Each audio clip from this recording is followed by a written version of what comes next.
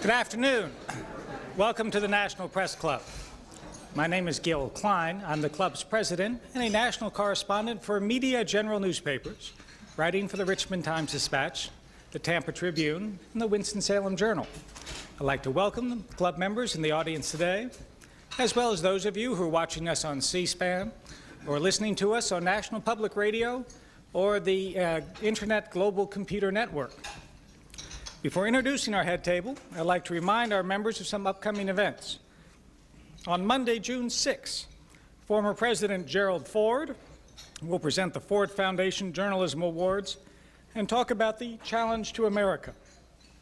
On Tuesday, June 7th, Norman Augustine, Chairman and CEO of the Martin Marietta Company, will discuss the defense industry in a speech entitled, "Headed for High Noon Again, the Future of the U.S. Defense Industry."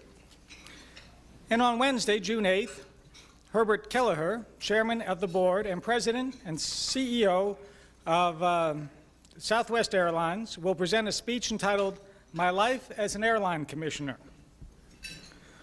Also, I'd like to mention that there will be a book and author wrap on Wednesday, June 1st, starting at 6 p.m., with Harry Jaffe and Tom Sherwood, authors of Dream City, Race, Power, and the Decline of Washington, D.C.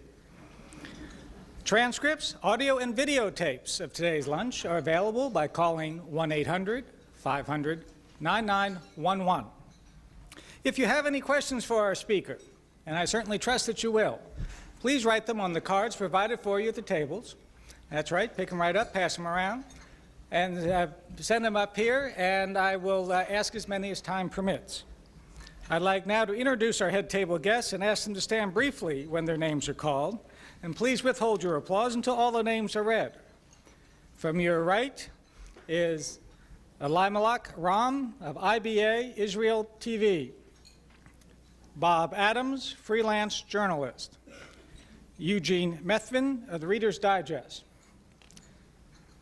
Itamar Rabinovich, Ambassador of Israel. Frank Okafor, Washington Bureau Chief, the Milwaukee Journal, and a past president of the National Press Club. Mrs. Susie Eban, wife of our speaker. Skipping over our speaker for a moment, we have Christy Wise, freelance journalist and chairwoman of the National Press Club Speakers Committee. Stephen Joel Trachtenberg, president of the George Washington University. Doris Margolis of Editorial Associates and the member of the club's Speakers Committee who organized today's luncheon. John Fogarty, Kiplinger Washington Editors, and the past president of the club. John Sodergren of Defense Week, and Jonathan Kapeloff of Washington Jewish Week.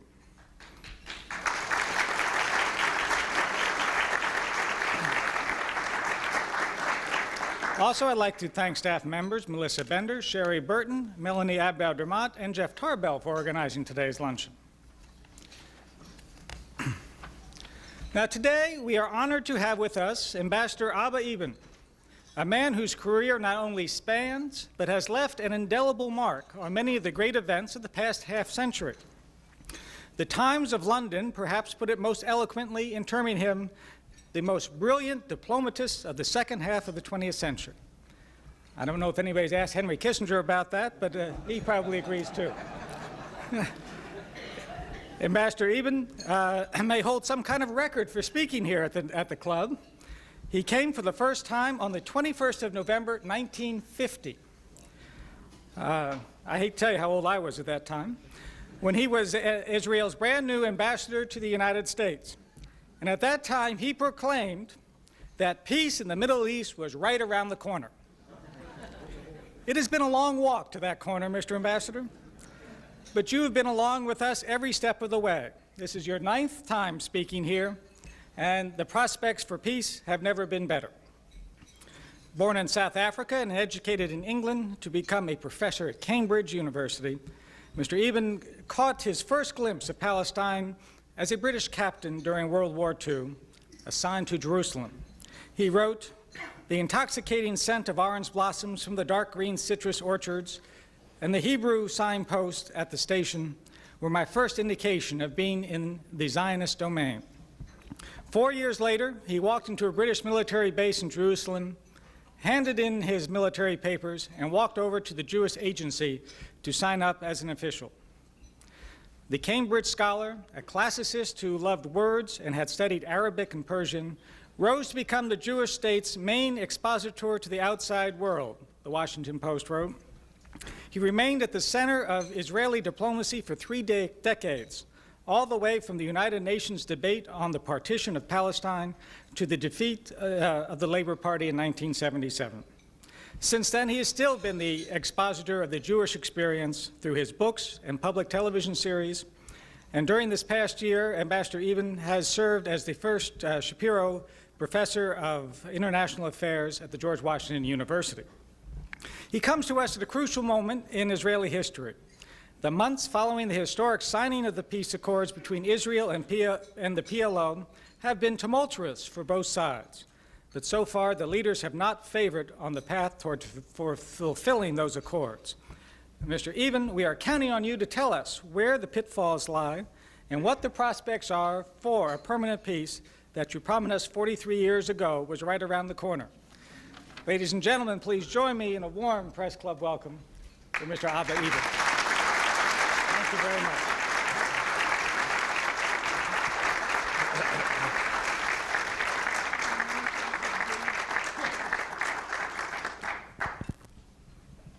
I'm very grateful to you, Mr. Chairman, for what you have said. You have achieved generosity without any marked departure from precision. The only objective things written about me have been in introductions by successive chairmen and, of course, in my autobiography. Autobiography is an excellent device for telling the truth about other people, but sometimes they do reveal something about oneself. I greatly appreciate the hospitality of this club because as ambassador to Washington some decades ago, I once held the record for frequency of appearance at this podium. Now that distinction was attested by the proliferation in my closets of multitudes of the ties which you were accustomed to present to your speakers when you thought that it was time for meetings to end. I understand that that practice ceased when the Indian Prime Minister, Mr. Nehru, addressed your luncheon. He was clad in a black tunic which was buttoned right up to his neck, and suddenly ties appeared to be monstrously irrelevant. I remember that he gave the tie a very baleful look, wondering to what useful purpose such an article could possibly be applied. The same kind of look as I saw Winston Churchill cast when a glass of water was unwisely put on the podium after the meeting. Your generosity toward diplomats should not be allowed to obscure the basic truth, Mr. Chairman, that there is an intrinsic built-in conflict between the media and diplomacy. What one seeks to conceal, the other wishes to expose. The entry of the media into every stage of the negotiating process changes the whole spirit and nature of the diplomatic system. The modern negotiator cannot escape the duality of his role. He must transact business simultaneously with his negotiating partner and with his own public opinion. The clock can never be put back to the era in which at least the early and intermediate stages of negotiation were sheltered from the domestic constituencies of the negotiating parties. Of course, the patron saint of all of this was Woodrow Wilson. Open covenants openly arrived at, after which there shall be no private understandings of any kind, but diplomacy shall proceed always in the public view in the light of the universal interests of mankind. Well, having promulgated this tumultuous advice, President Wilson locked himself into a room with 3 other leaders in the most secretive and conspiratorial conference that had at that time ever been held. Woodrow Wilson, like many great men in history, lived in such close intimacy with his own conscience that any transitory conflict between them could always be rapidly resolved. The weakness of the open covenant theory is that one party gets wind of the concessions made by his own side without or before simultaneous knowledge of the corresponding concession received or expected from the other side. I can tell you that all hell would have broken loose at the time of the Egyptian-Israeli negotiation if Israelis had heard of Prime Minister Begin's renunciation of all Sinai without learning that Sadat had shatteringly undermined the Arab doctrine, denying Israel's legitimacy. The same thing would have happened in Egypt if the Arab world had been told of Egypt reneging on what was then sacred Arab doctrine about Israel's non-existence without also hearing of his success in recovering his territory and his honor. So at the risk of not being invited here again, I must tell you that I did rejoice at President Carter's success in keeping the TV and newspaper pundits below in the plain while he negotiated with Israel and Egypt on the lofty heights of the Maryland Hills. My ancestor Moses would not have got his Decalogue adopted if the turbulent folk below had known about the attractive options which they were henceforward forbidden to attempt. Now, about my own participation in the public debate on the current peace process really began on the memorable 13th of September, when I crossed the White House lawn and was intercepted by the NBC representative, Tom Brokaw, who said that there was very little time. There was only time really for one question and a brief answer. And his question was, have you read Arafat's last speech? And my answer was, I hope so.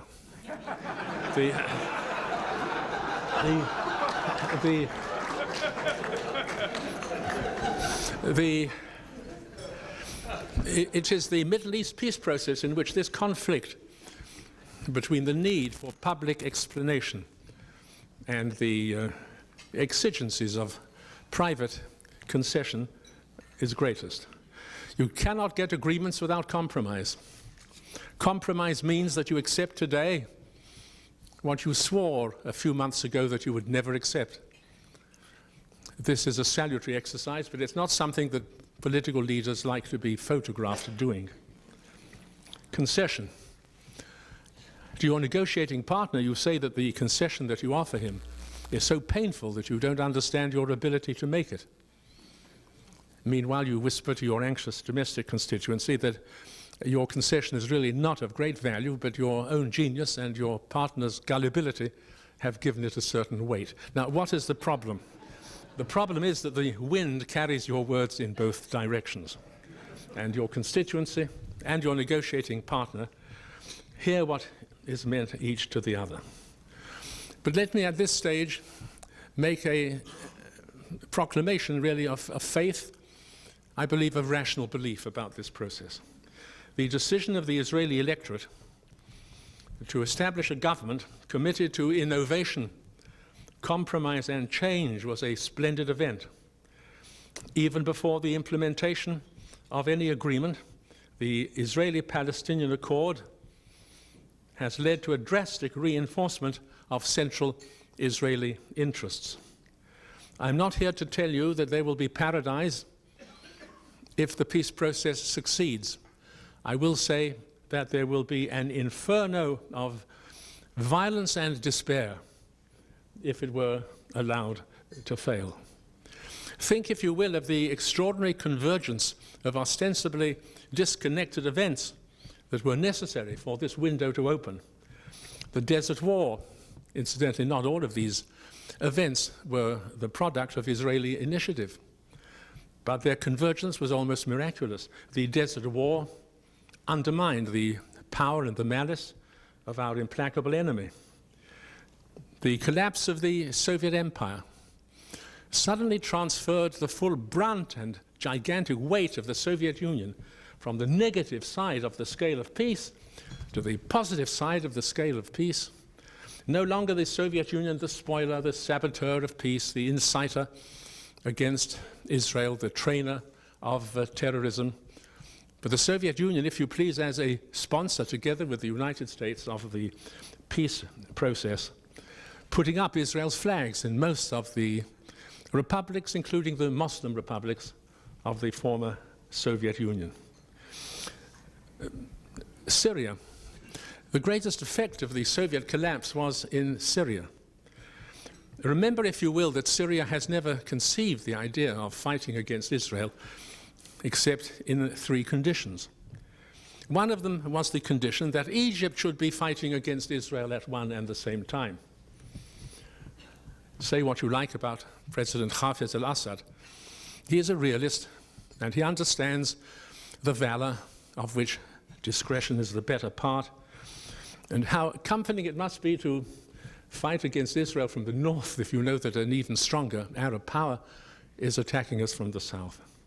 The second condition was Soviet armaments and a Soviet safety net, which would, whenever Syria got itself into trouble on the battlefield, save it from ultimate defeat, certainly save it from Israel proceeding towards Damascus.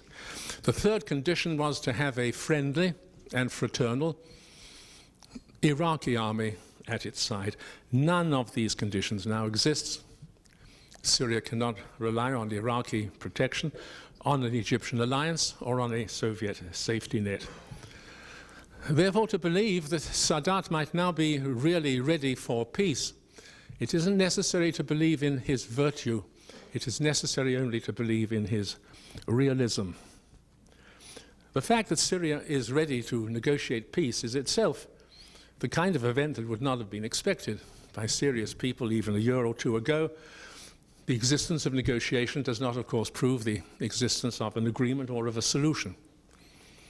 And yet it is not incredible that Syria should be capable of reaching a peace agreement with Israel, precisely because we are not dealing here with virtue and conscience, but with reciprocal self-interest. Each negotiating partner has not only something to demand, but something to offer in the context of a peace settlement. More international agreements are reached through the absence of viable alternatives than through the merit of proposed solutions. Jordan is not the Jordan that some of us recollected with dismay during the Desert War. There has been drafted already in a very advanced stage of formulation the kind of vision of a Jordanian-Israeli peace. Jordan is not the most important of the Arab states, but it is in the Jordanian-Israeli relationship that there seem to be most prospects of concrete regional development projects. Is it not ridiculous that there should be 2 ports, one in Eilat and one in Aqaba, a few kilometers apart? Why not a joint port authority? Is it not foolish that we and the Jordanians should be engaged all of these years in preventing the other from utilizing the pharmaceutical resources of the Dead Sea, still amongst the most important pharmaceutical resources in the world? Why not a joint Dead Sea authority? Why not cooperation on tourism? What if those people in search of the roots of Western civilization could travel from the holy city of Jerusalem across the Jordan to Petra, the seat of the ancient Nabatean civilization, and thence to Egypt, especially Upper Egypt, to witness the glories of the pharaonic regimes? Why not 20 million tourists to our region instead of the meager 2 or 3 million that now reach us? Egyptians change also because Egypt is no longer rather shamefacedly avoiding contact, but is an active catalytic agent in the peace process. In fact, meriting and deserving much more praise for its role in overcoming crises than the media have accorded to it. And that is because Egypt is itself an exemplar. The Egyptian-Israeli relationship is a success story, especially in terms of logistics security. Israel, while in possession and control of Sinai, meant 3,000 Israeli dead, 3,000 in the Six-Day War, in the War of Attrition, and in the Yom Kippur War. And war was always inevitable. Now, under the monitored peace treaty, our losses are zero, and war is almost inconceivable. To prefer the previous situation to the present one would mean to prefer death and war to peace and life, and it is Egypt's ability to present that spectacle that gives such weight to its intervention. Above everything else, a change in the Palestinian outlook. It is progress towards self-understanding.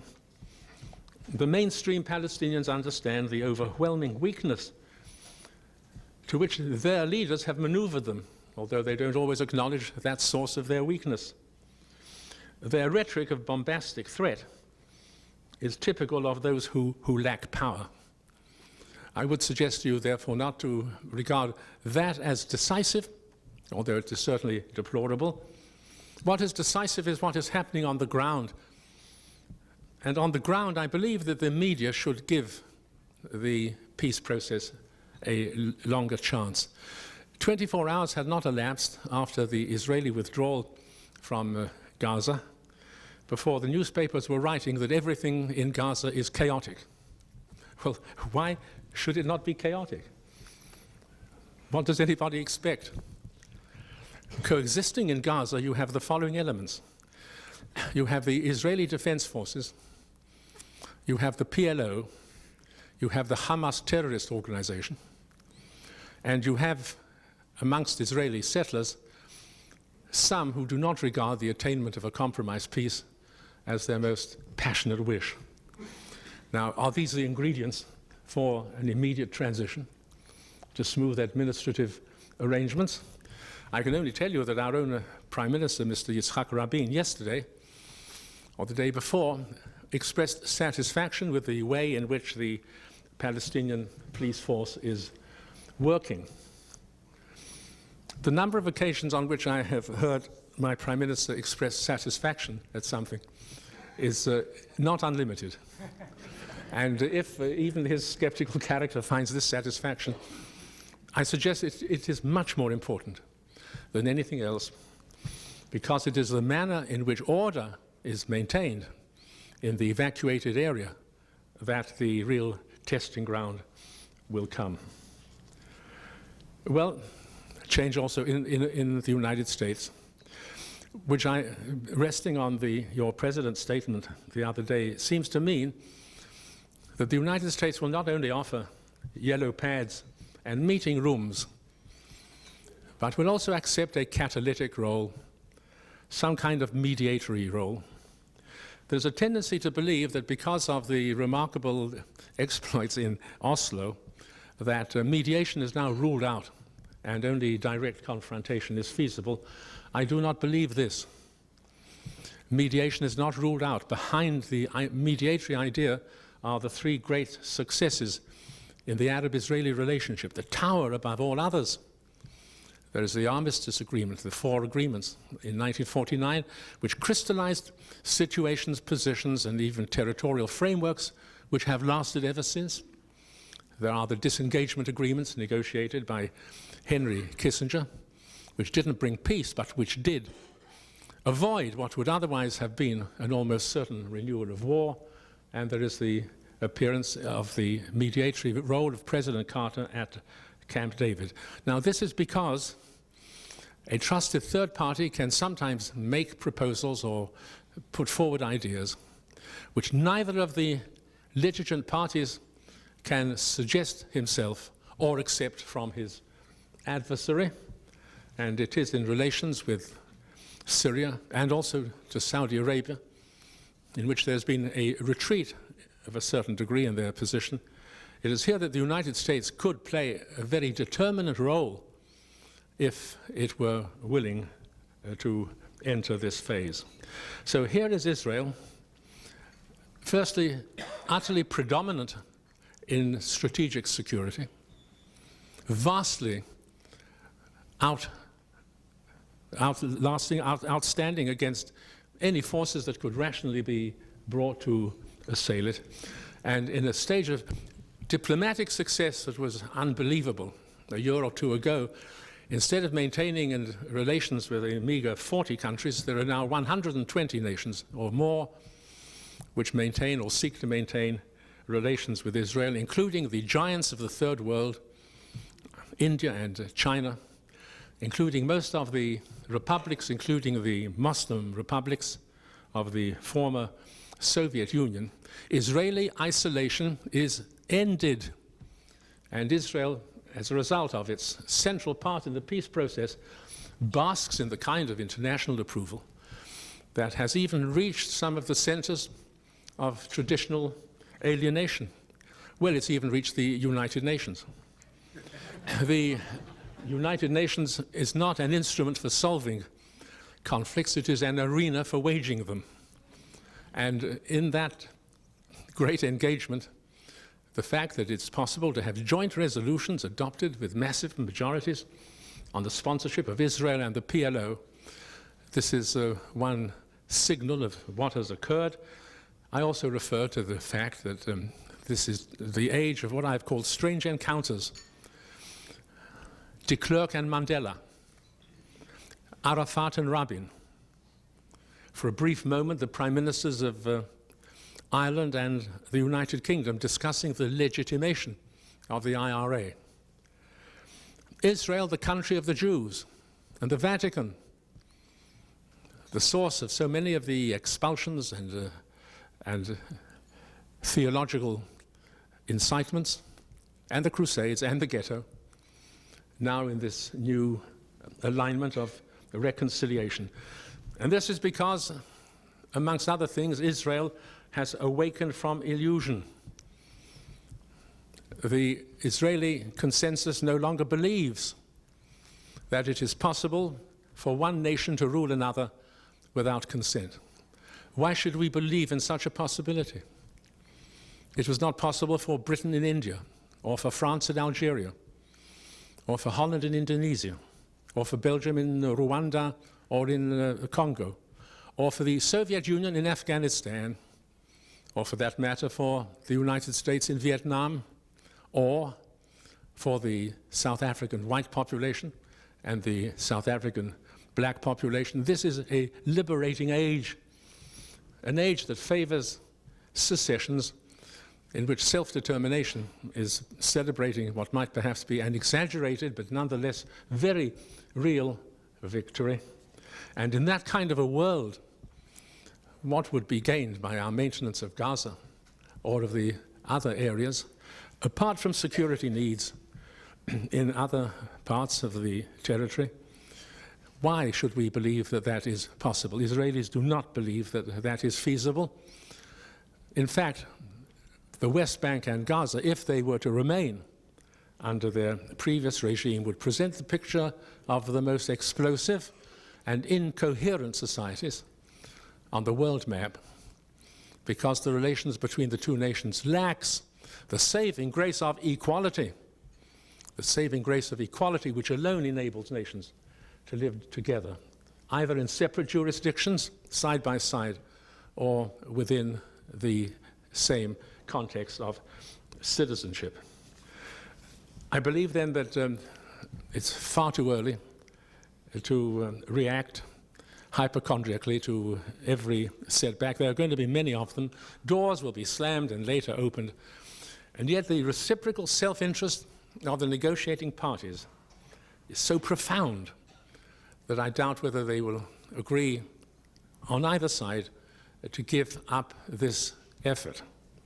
And what we are entitled to ask from the friends of peace, including Israel's friends in the world, is not to lose faith in this endeavor. I wish we could count on our kinsmen and on our supporters in the United States to give the peace effort at least the same exemplary solidarity that they have always given when Israel is faced by the prospect of war. And if as a result the area of our jurisdiction seems to be much smaller, first of all, the jurisdiction was not much worth having in Gaza. And secondly, it is not the size of our jurisdiction but the resilience and the nature of our economic and social activity and their repercussions in the world that will count. I remember when our first president, the illustrious Chaim Weizmann, was elected. For reasons which I never understood, Burma became extremely excited, and they wanted to reward our president with a gift. And the gift was to be an Indian elephant of enormous size and weight. And President Weizmann asked me, his very young and junior associate, to draft a courteous letter saying that in his native village in Russia, there used to be a proverb amongst the Jewish farmers, never accept a present that eats. So if people dream of the past extension of territory, think of what it eats and of what it erodes, and in what sense it diminishes a country's basic values. And one Israeli gain from the whole process is the ability for Israel to redeem its democratic identity, by bringing the neighboring people into a realm of consent. My concluding words are those which I spoke to the graduates and the participants of the courses that I gave in the George Washington University. International rivalries may never be solved, but they can be kept in restraint. War prevented is a kind of peace, perhaps the only kind of peace that nations will ever know. This may sound unambitious and unattractively sober in comparison with messianic yearnings for perfect peace, which illuminate many of the noblest chapters of history. But diplomats, scarred by experience, can only inhabit a middle ground between excessive skepticism and exaggerated hope. In conclusion, I can only say in defense of the diplomatic communities, both in faculties and in the international field, diplomacy must be judged by what it prevents and not only by what it creates. Much of it is a holding action designed to avoid explosion until the unifying forces of history take us all into their embrace. Thank you.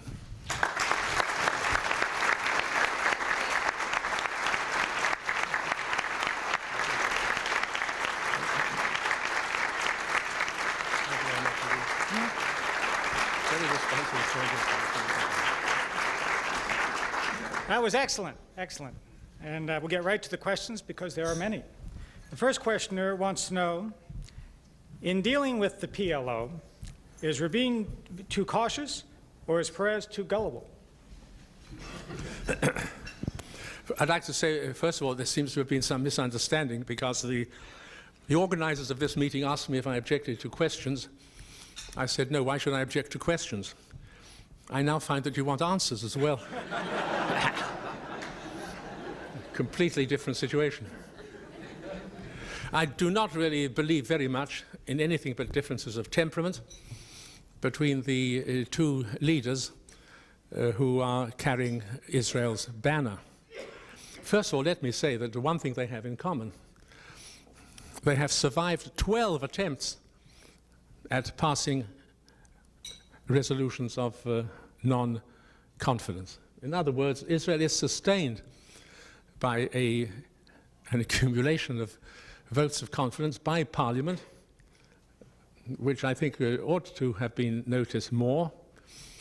In addition, we have public opinion polls in our country. Now, one of your presidents, President Johnson, once had a rather paternal attitude towards me, and he once said to me, I do advise you, sir, always keep your ear glued to the ground.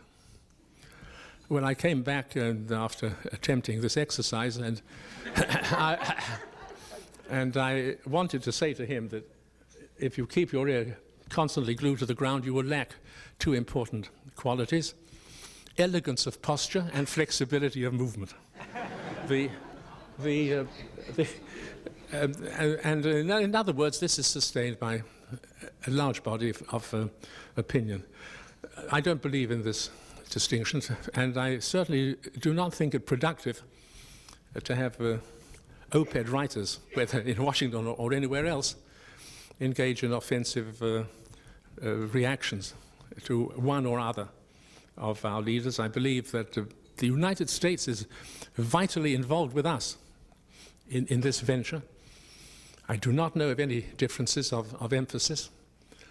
And I think that Americans of all faiths should understand that here we have a central foreign policy interest of Israel and the United States together. Now, if there are these differences of expression, some of them may be deliberate and others may be inadvertent. I remember the same President Johnson saying to me once, "We've had a friendly talk, but if you go and talk now to Dean Rusk and Clark Clifford, you'll find that they're as mad as hell about something." Well, and my own feeling was that these things are adjustable. I believe that the Israeli attitude in general and amongst the leadership, it isn't in a state of illusion. It isn't a sort of nothing is full of rainbows. There's a full understanding of the complexity of this issue. There's a full willingness, I believe, to endure with greater patience and not ask questions immediately. I remember when an Italian prime minister came to Israel, in 5 minutes after his arrival, a pressman asked Mr. Prime Minister, "What are your impressions of Israel?" And he hadn't moved out of the plane. Don't ask these questions all the time. And I think that it's a very effective team and that it could produce a very dramatic result. Do you expect the PLO to live up to its agreement to amend the PLO Constitution to delete the phrases calling for the destruction of Israel? If so, when? And why hasn't this occurred already? You're already asking the kind of question that you should address to the PLO representative. And after all, these people are now available to American audiences. The rumor is that they propose to do this. If you ask me whether in the Israeli consciousness this is the central issue is what they do. The central issue is what they do and how they conduct themselves and whether they will preserve security, whether they will exist in Gaza and Jericho, as has to some extent existed since the changes have been made, and meeting a country in direct negotiation and expressing a belief in its sovereignty and its independence, sometimes expressing the belief that it is we who have more sovereignty and independence than they, which between ourselves is not entirely inaccurate. I think that is really what counts. But yes, since they have promised to do this, I believe that the persuasive pressures upon them should not be abandoned. This questioner says, given your remarks, is the Israeli lobby in the United States a detriment to the peace process? What would you ask of them at this crucial time? I said something earlier on in another context about the valor of which discretion is the better part. No, I don't think that it's a question to be legitimately addressed to me. I would only say that what is called the Israeli lobby, and here I would widen that term to the support of Israel in terms of historic and spiritual kinship. That is a massive asset for Israel. And therefore I would say of that lobby and of others, of all the institutes and organizations who are stressing this reciprocity and mutuality of interests, I believe that their support is fundamental and is basically positive for its influence, not only on Israel's welfare, but on the prospects of peace. Now, in general, I would say that Israel is receiving from American opinion in general, including from those specified here, a full measure of the devotion and support to which we think our mutual interests entitle us. This questioner says the Syrian negotiating position seems to not have changed since September 1991, and now it has been revealed that negotiations will be conducted via a U.S. middleman instead of face-to-face. Are negotiations between Israel and Syria bogging down? First of all, it is perhaps because of my own experience, almost miraculous that the negotiation is taking place. And what they are saying is not nonsense. It isn't yet anything acceptable to us. They're not disappearing into vague clouds about Israel's non-existence or talking about the origins or the culpability of the conflict. They are saying things which incidentally are not all that far from certain things that Israel was saying at a certain stage. On June the 19th, 1967, the Israeli government, of which I was a member, empowered and in fact required me to offer the Egyptian and Syrian governments peace treaties on the basis of the international boundaries. Now, the Syrians must learn, and the Palestinians especially, that there is a price to be paid for rejectionism. The Palestinians, for example, are no longer fighting for really what they want, but for what they can save. And what they can save is less than they could have saved if they had responded earlier on to the possibilities of peace. That is the negotiation. It's being ably conducted in this city by Ambassador Rabinovich, and both he and anybody concerned with Syria will have to understand that Syria is a very complex kind of reality, and that if the need for progress requires some intermediary view, there is no reason why Israel should reject that when it has brought Israel such extraordinary favorable results in 1949 and in 1974, and above everything else in 1967 and 1968. But I believe that time is not on the side of peace, and this should be the year for bringing the Syrian-Israeli dialogue to what I hope would be a successful close. If you ask me if anybody has changed, everybody's changed.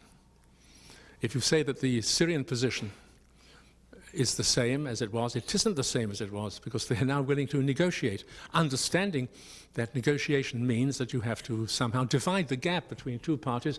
Let me tell you that the Israeli position isn't the same as it was a year or two ago. And proposals are known to Syria, which do take account of their anxieties, as well as, in a paramount way, of our security. Therefore, it's a hard and a tough negotiation with a hard and a tough partner. But if there is success, the results will be so spectacular, because I believe that then the repercussions will spread into Jordan and into Lebanon and probably into other hesitant Arab and Muslim countries as well. A great deal is at stake here, and therefore we ought to be ready and are ready to invest in it a certain degree of optimism and of patience as well. I'm not a pessimist. A pessimist is a person who, when faced by a choice between two evils, takes them both. This questioner wants to know, how do you evaluate the following two contradictory ideas? One, Jews should live wherever they want to live, and two, Israeli settlers would do well to move out of the occupied territories. Well, anybody who says that Jews should be free to live wherever they live, I think must face the question of principle. If we're talking of an area or a country, why not say that anybody can be free to live where he wants to live? I must tell you that isn't the case. That isn't the case in our region. And secondly, whatever is the consequence of freedom must, after all, be contingent on basic security. Let me give a concrete example. There is a synagogue in Jericho. I must tell you that I never heard of any interest by anybody in the synagogue in Jericho. Nobody had tried to repeat the technology which enabled trumpets to bring the walls crashing down. But all of a sudden, there are those who are interested in the Jericho synagogue, I'm afraid for the purpose of testing the ground, to put it in a delicate way. I think that there should be a matter of prudence. It's a very tense area. I believe that those who are in Israel, in certain parts, and also especially in the territories themselves, would be advised not only to assert their rights, but also to restrain their rights by the imperatives of prudence. I think there is in this country the folklore of a grave on which was inscribed, "Here lies John Jones, who exercised all his rights." To what extent might the Israeli economy benefit from Arab states' demand for services Israel could supply, services such as civil and agricultural engineering consulting, should the calm of peace truly descend on the Middle East? Well, that's an important question and not an abstract one, because the economic and financial leaders in Israel have already begun to explore what would happen to our region if the barriers of belligerency were abolished. It's an extraordinary picture. Some of them go so far as to say that we could anticipate in Israel the kind of fluorescence that has occurred in the newly industrialized economies on the Pacific Rim. All of them rate very highly indeed, both the rate and the steepness and the rapidity of economic advantages which would grow if these barriers were brought down. Even if there is one success, for example, such as proving the efficacy of the Israeli-Palestinian Memorandum of Understanding, or an additional success in relations with Jordan, and especially with Syria, I think you will see such an eruption of initiatives, both by and toward Israel, that would totally change the picture. What is needed, however, is at least one or perhaps two more acts of agreement, similar and parallel to that which was signed in this city on the 13th of September. We're a very short way distant from the kind of response to economic opportunities that we had never envisaged before. And that's why the Israeli industrial and financial sources are amongst those who are most passionately and ardently in support of the peace process. What do you see as the ultimate settlement of the status of Jerusalem? The status of Jerusalem, first of all, you might be surprised if I say that it isn't really a problem, because a divided city is a problem. The natural condition of a city is to be united, and Jerusalem is united, and therefore to that extent it isn't a problem. What is not envisaged at all would be any what I would call secular division of Jerusalem into separate sovereignties. This does not mean to say that we do not acknowledge, or have never acknowledged, that which is special and particular in Jerusalem, namely the holy places and problems of access and pilgrimage. And an Israeli government in the mid-60s stated, for example, that it is not our ambition to exercise our governance over the mosques and in the area which is holy to Islam.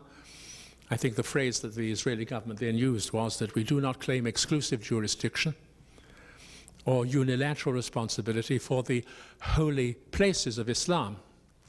So that's on the positive side. On the negative side, Jerusalem has known many sovereignties. It has known the sovereignty of the Mamluks and the Byzantines and the Ottoman Turks and the United Kingdom and of Jordan. Well, it's now going to know the sovereignty of Israel. What's wrong with that? And that's what it's going to be, a united city under Israeli sovereignty. This questioner says, you have spoken eloquently about diplomacy and changes in the Soviet Union and the Middle East. But we've seen the revival of ethnic hatreds in Europe and Africa. Has diplomacy failed? Are the hatreds so deep as to be hopeless? Most of the world, and especially the diplomatic world, both in its academic and in its functional capacities, was obsessed for many years by the Cold War. This was the only source of understanding. This was the only context. And there are some people who are alleged to have some kind of nostalgic longing for the clarity of that position. You knew who your enemies were, you knew who your friends were, you could have gradations of your friends between the faithful and the less faithful, and there were the neutrals. Well, it's not like that. The trouble is this.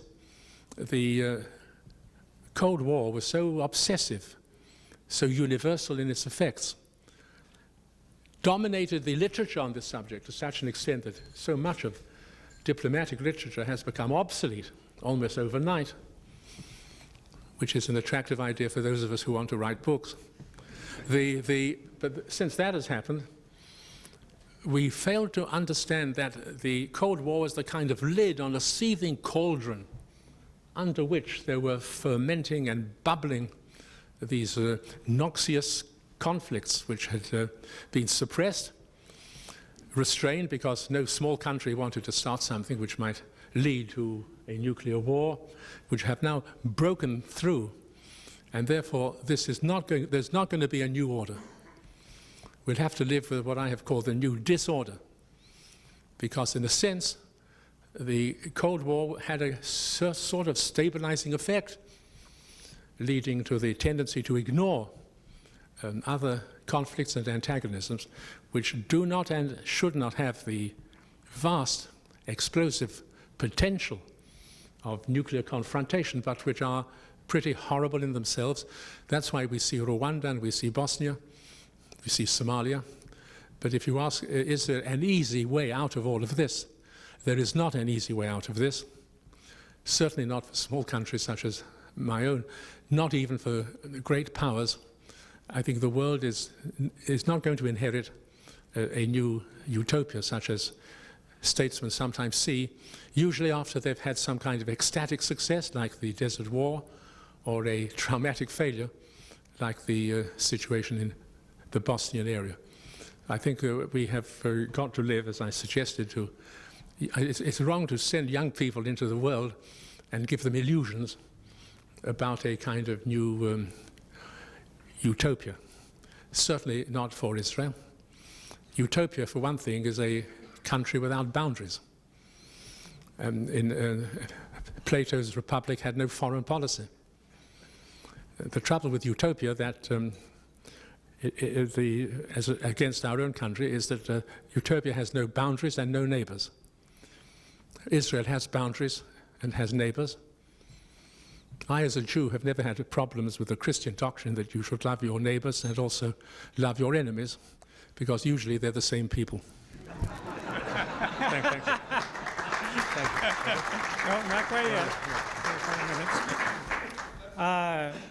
Can the United Nations be an effective world police force? The United Nations has gone through many phases. The first phase was what I call the phase of illusion. The great men of the world who seem to dominate the international structure sat in Yalta. There they were, Roosevelt and Churchill and Stalin, and drew up the blueprint of an international organization which would perpetuate their own domination. In other words, there would be 5 powers who would run the world, and they would have military contingents. And until 1943, these bemedaled generals used to meet every month and disperse without reaching a conclusion. They were to be able to enforce anti-aggression. They were to suppress aggression. Well, that collapsed, and it collapsed for the following reason. There is not a sense of world community which would give the United Nations the kind of passionate devotion that nations give to their own flag. There is not a sense of world community such as this. When your astronauts reach the moon, what they plant there is the flag of the United States and not the flag of planet Earth. And that's a strange thing that's happened. Social history tells of the constant expansion of the idea of community, from the family to the tribe, from the tribe to the village, from the village to the city, from the city to the nation state. Somehow it's got stuck. And people do not give to anything above the nation state the kind of devotion and solidarity which would be needed for an international organization. to operate in what is called as a force, as a police force, and something that would be obeyed. No, I think not. I think we have to be satisfied with lesser palliatives. One of them suggested recently by Brian Urquhart, who was the Deputy Secretary General until recently. He thought that since nation states are not going to give discretion to their armies to operate on matters which are not of national interest, he suggested a voluntary force at the disposal of the Secretary General of the United Nations, which would be called into action in such crises as have existed, especially in small countries. Even here, I think that Brian Urquhart doesn't really believe that this is going to happen soon, because, as I've said, any voluntary organization operating without the blessing of international institutions is going to be very hesitant indeed. At least that is a feasible idea. It is not as feasible as the idea of the United Nations having a police force. If it's a police force, let me say frankly, it'll have to have a large American component. Is the American people now in the mood to put its own citizens at peril for interests that cannot be described as national interests of the United States? You know the answer to that better than I do, but I'm certain we both have the same answer. Well, we are about out of time. Before we finish here, I'd like and before I ask the last question, I'd like to present you with a certificate of appreciation. You probably have enough now to wallpaper your house with those. And we gave up giving out the ties a while back because we had so many women speakers. Now we give these mugs. They're wonderful things, and you can stick all your ties in them. Thank you very much. Thank you.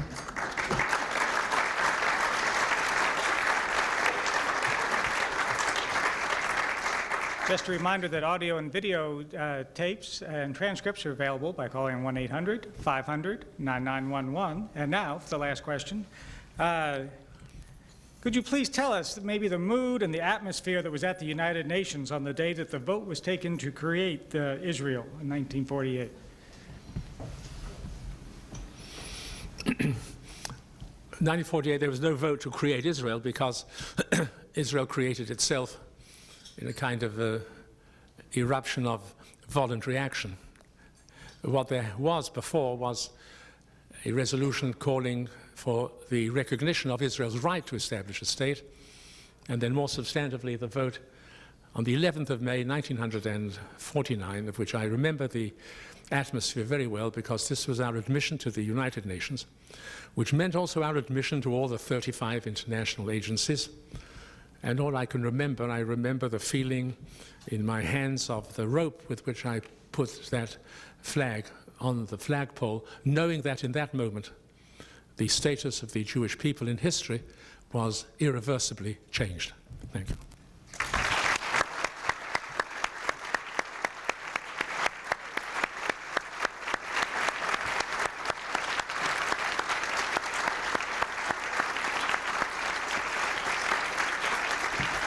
Thank you very much, Mr. Eban.